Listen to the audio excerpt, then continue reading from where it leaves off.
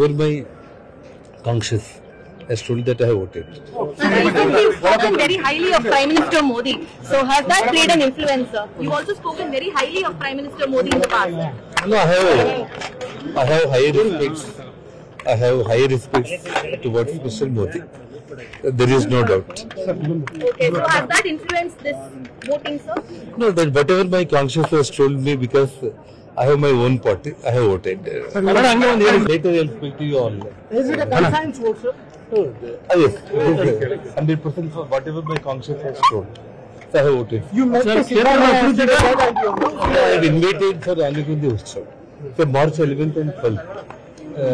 Just we are doing Anekundi Utsav. So it's nothing about So supporting. I have invited Siddaramaiah and he has agreed to come and inaugurate this So it's function. nowhere related to the election of Rajya Sabha, sir. So it's not like that. Everybody they have approached.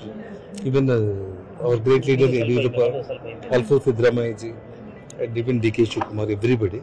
So and whatever my conscience has told that I have voted. Recently, you've spoken very highly of Prime Minister Modi. So has that played an influence, sir? You've also spoken very highly of Prime Minister Modi in the past.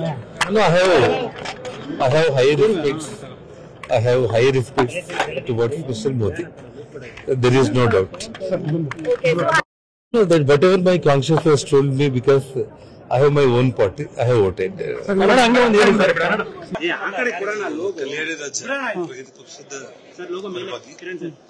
ನಾನು ನನ್ನ ಆತ್ಮಸಾಕ್ಷಿಗೆ ಅನುಗುಣವಾಗಿ ನನ್ನ ಮತವನ್ನು ಚಲಾಯಿಸಿದೆ.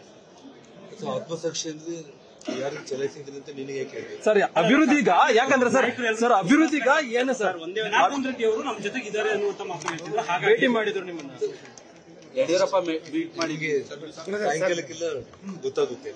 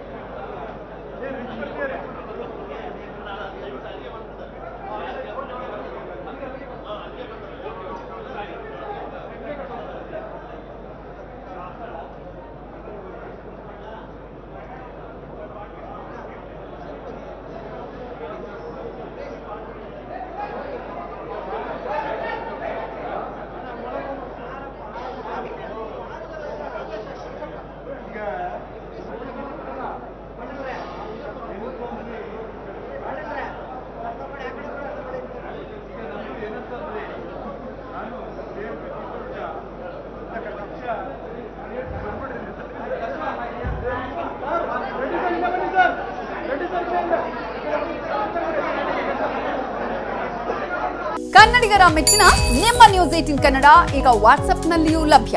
ಕರ್ನಾಟಕ ಮತ್ತು ದೇಶ ವಿದೇಶದ 360 degree ಸುದ್ದಿ ವಿವರವನ್ನ ನೀವು ನಿಮ್ಮ ಕೈ ಬೆರಳುಗಳಲ್ಲಿಯೇ ಪಡೆಯೋದಿಕ್ಕೆ ಈ QR ಕೋಡ್ ಅನ್ನು ಸ್ಕ್ಯಾನ್ ಮಾಡಿ.